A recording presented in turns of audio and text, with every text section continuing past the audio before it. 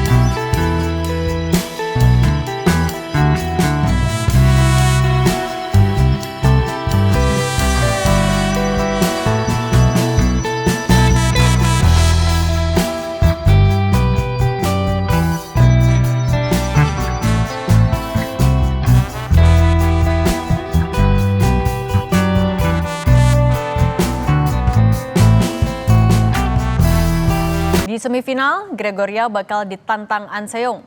Di perempat final, pebulu tangkis Korsel itu mengalahkan Akane Yamaguchi melalui pertarungan sengit 15-21, 21-17, dan 21-8.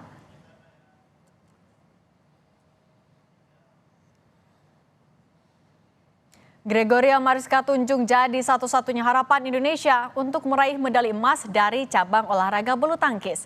Bagaimana penampilan Gregoria selama Olimpiade Paris 2024 dan apa yang harus disiapkan di babak semifinal?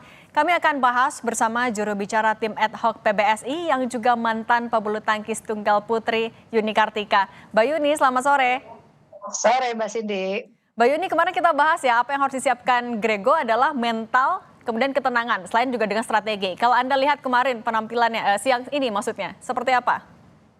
Ya, yang pertama itu tadi sedikit koreksi, ini pertemuan ke-10 ya Mbak, bukan ke-11.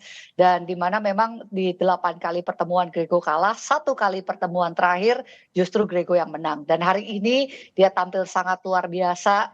Sebenarnya kalau saya melihat game pertama adalah kuncinya, karena di situ tadi Intanon ini sudah 3 kali game point, artinya 1 poin lagi untuk kemenangan, tapi bisa dipatahkan oleh Grego dan akhirnya menang Grego di game pertama dengan 25-23. Kalau game kedua saya melihat Grego sudah lebih tenang, sudah lebih percaya diri, sudah lebih bisa mengontrol permainan, dan tadi ketika tertinggal dengan 4-6 dia merubah pola permainan, mempercepat tepatnya permainan dan melakukan serangan, itu berjalan dengan sangat baik hingga Ratchanok itu kehilangan kalau tidak salah 15 poin seperti itu dan akhirnya memenangi game kedua. Hari ini tampil sangat luar biasa, Mbak.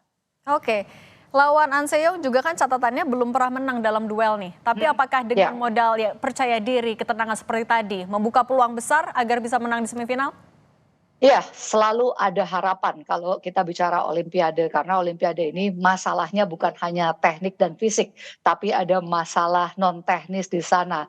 Dan di setting semifinal ini, saya merasa Georgie berhadapan dengan unggulan pertama itu harusnya nothing tulus bagi dirinya. Karena Dia masuk semifinal aja artinya sebenarnya kan kalau secara unggulan dia bukan unggulan ketiga, tapi dia sudah melampaui target yaitu masuk semifinal. Ini menjadi satu pencapaiannya sangat baik. Mudah-mudahan juga Mbak, ini menjadi tambahan semangat dan juga motivasi yang luar biasa bagi Georgie menghadapi pertandingan di semifinal meskipun tidak mudah.